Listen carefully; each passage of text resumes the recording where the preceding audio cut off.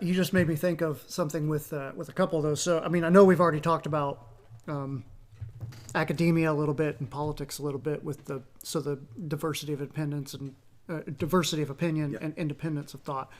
But you made me think about leadership with that, because it's another area of interest of mine. In grad school, it was an area of interest, and I was working in leadership at the time. And so I was really interested in doing a lot of reading outside of school, and just had a boss at the time who was a good leader. Also worked for some poor leaders. And so I often joke with people that, the Rich Dad, Poor Dad series. I often joke with people that I could write a good leader, bad leader series if I wanted to throw some people under the bus, but I don't. But leadership. So leadership is an idea that I'm interested in. And one of the things that is really important when you're leading a team is diversity of opinion is important, and getting and independence of thought is important. And one of the toxic things to a team is groupthink. And one of the things that's really important for a leader to do to engender an environment where groupthink doesn't take root. It's hard to do, because when someone is a lot of personalities that tend to rise to leadership positions tend to give off kind of domineering or overbearing energies.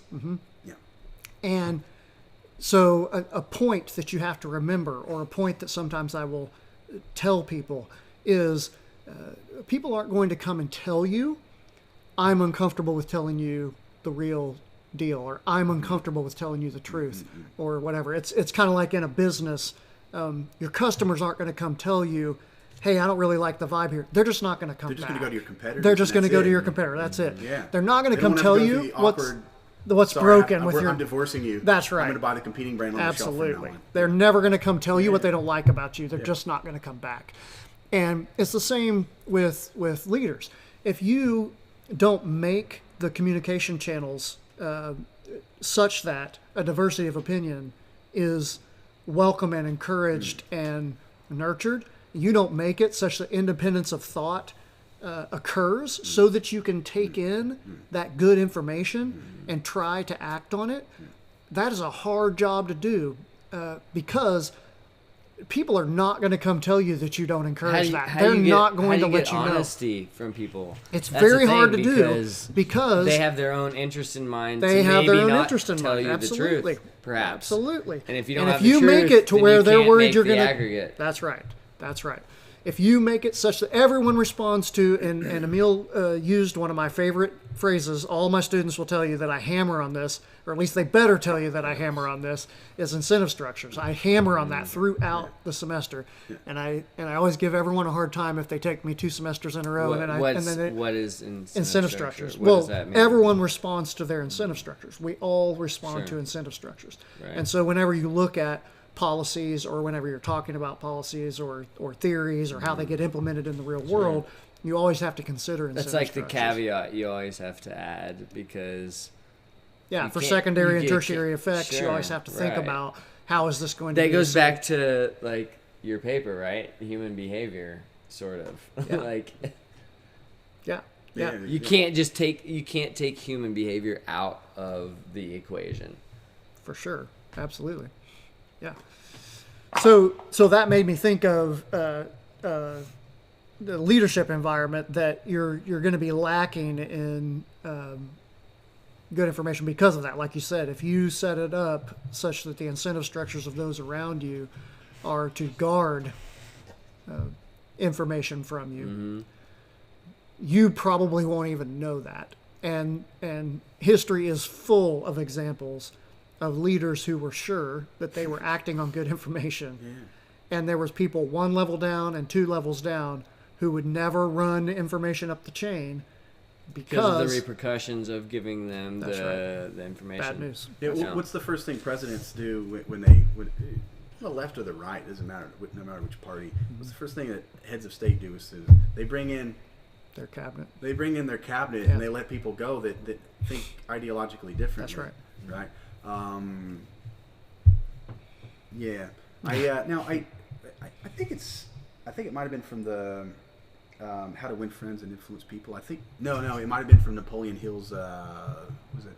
Is that Think and Grow Rich? Yeah, or? I think it might have been from that. I don't know to the extent that this is true. I haven't fact checked this or whatever. But apparently Lincoln was someone that would keep people around on purpose who disagreed with him. Yeah. Knowing. Yeah. Yeah. Another big one that I used to make use of, and I stole this from some leadership book that I read, but it might have been Laws of Power. I can't remember. But very, very useful to me. And that was always have a connection in the grapevine, because the grapevine is going to give you good information, that unadulterated message. And a lot of times people will write off the grapevine as just gossip and just bullshit that people are saying because they're pissed off or whatever. And I never did that, and you will get good, straight information from the grapevine, even if all you're getting is, this is what people's opinion is. Yeah. Hey, that's accurate information. That's undoctored communication. Yeah. And if that's the way people are receiving, whatever, your policy change, your rule that you just put out, whatever, then that's the way they're receiving it. And if you are at the top or close to the top, then you're responsible for that. And so that kind of goes back to some of the things that we were Isn't saying. the impetus of that maybe the court jester? Because they're. I mean, as far as I know, maybe it seems like a dangerous job. Yeah, but to make jokes in front of the king. You're the king doesn't allowed, like your joke, right? Maybe, but from a lot of the idea of what they were that they were supposed to provide is that contrarian. Look, you're the king, but we're still gonna make fun of you sometimes.